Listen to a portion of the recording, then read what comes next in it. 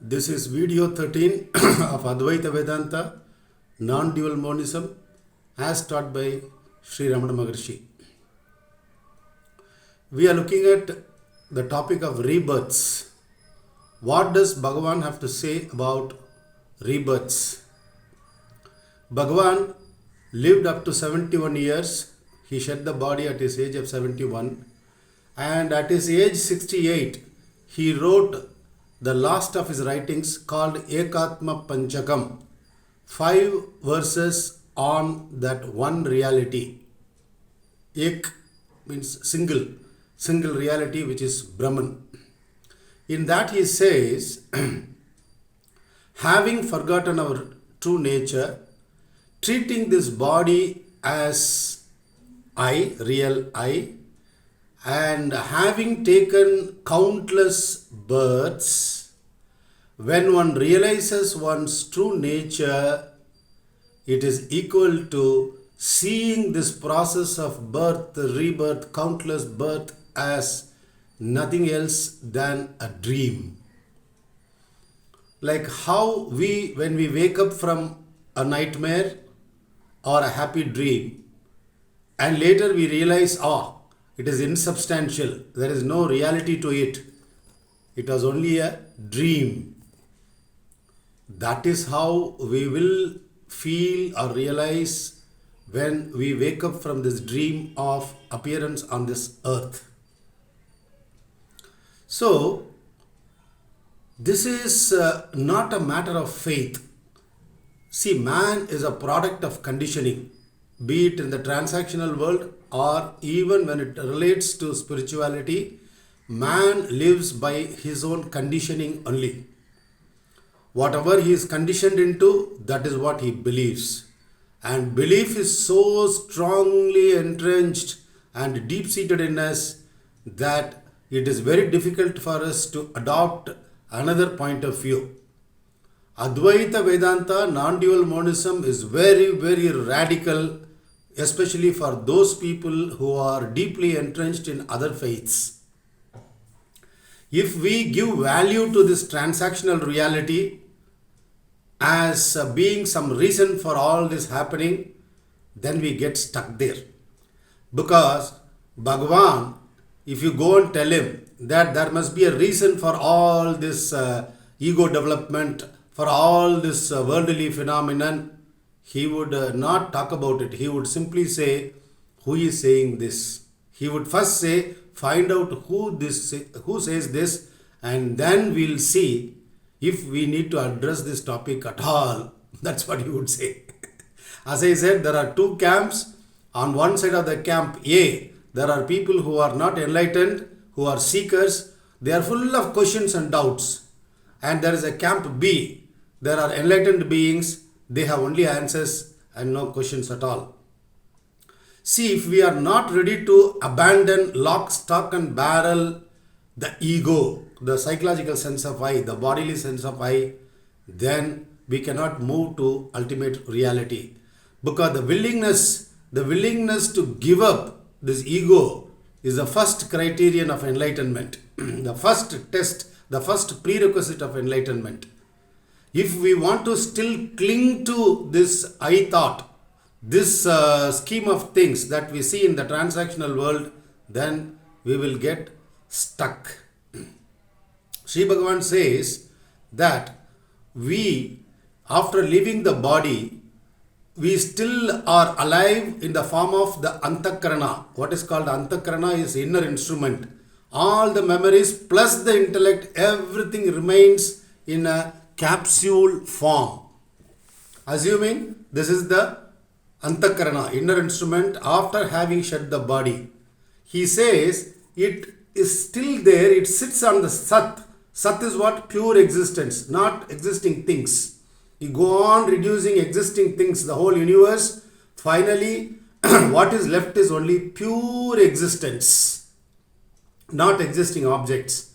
But this Antakarana, this what is called inner instrument, which is the mind plus memory plus intellect, everything remains in a capsule form. And within quotes, we remain in an unconscious form still floating on the Sat. This is Sat. This book is, just imagine, this is limitless existence. But we remain encapsulated. We remain in a cocoon, disconnected from the Sat. So he says, all effort is to merge this cocoon into this Sat. It has to go and merge. It has to go and merge in the Sat consciously, which is possible not during that interregnum, that period from one birth to another birth. It is not possible. It is not possible in the state of deep sleep also. It is possible only in the state of conscious waking state. That is why all sadhana, all spiritual practice is done during waking hours. Sleep will not help. The interregnum between one birth to another, that will not help either. See, Advaita Vedanta is unflinching in its claim. It says Tattvamasi, that's all. If you look at the statement what Rishis have given, they have not added any comma, colon, full stop, etc., hyphen. No. The Upanishad does not say Tattvamasi, provided you do sadhana. No. It doesn't say Tattvamasi, tomorrow onwards. No. It says Tattvamasi, that thou art, when, always. So, this path of Advaita Vedanta non-dual monism calls for intellectual courage, an open-mindedness, a neutral psychology. In many places, Sri Bhagavan has said, if you have not realized yourself, as an answer to questions raised by devotees, Sri Bhagavan has said, if you have not realized the truth, in spite of the Upanishads thundering that you are Brahman, if you have not realized, he says, it is because of the lack of strength in your mind. I already mentioned in another place that even the Upanishad says that for those people who do not have the courage in the mind, this Atma cannot be attained. So, we need to understand it very in the light of what has been said and why it has been said. People have already experienced this, not now. As early as 5,000 years ago, the Rishis have declared and gone. Tattvamasi, Aham Brahmasmi. So it's a question of willingness to look at it from the point of view of those sages. Why was it said? Do I have the open-mindedness to explore what is said? Leaning in faith will not help. I am not against this path or that path, because Bhagavan clearly says that the path could be hierarchical. People could follow the path of Karma Yoga, people could follow the path of devotional worship, and people could follow the path of Raja Yoga, which is Patanjali Yoga. There is no right or wrong. It all depends on our stage of development. So, simply because we are already entrenched in one faith, reality will not alter. Assuming you do not believe in births at all, several births at all, birth and rebirth at all. Do you mean to say the reality will alter itself to your faith? No. Belief will remain what it is. With the very same belief that there is no rebirth at all, you will be reborn again and you will continue to maintain the same position even in the next birth. Who knows? Here is where we need open-mindedness. Is there truth in what the sages have said? So let us look at this topic with open-mindedness. Bhagavan says, unless you do vicharam, self-enquiry, and unless the vasanas, the memories of the previous births are burnt, within quote burnt, they have to lose their power. And this is called vasana kshayam, which means manonasa, the destruction of the mind. Unless this happens, there is no release at all. He says you cannot escape rebirth at all.